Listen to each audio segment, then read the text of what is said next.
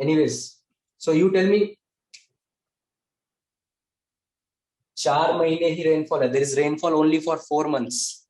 So will trees grow or will grasses grow? Who will have more probability? Grasses.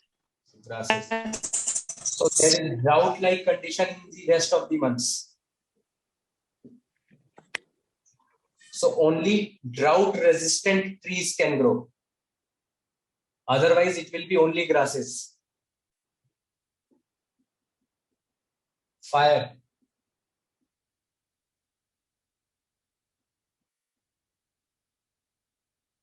Because there is no rainfall in these 8 months and there is heat, so there will be periodic fires. Now third point, large grazing animals like elephant.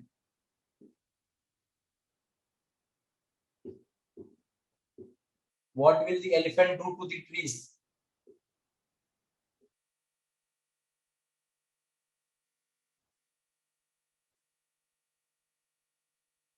What will the elephant do? Large grazing animals like elephant, etc. What will they do to the trees?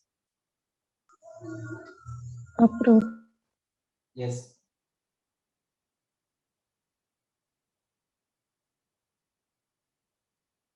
Now fourth factor is overgrazing.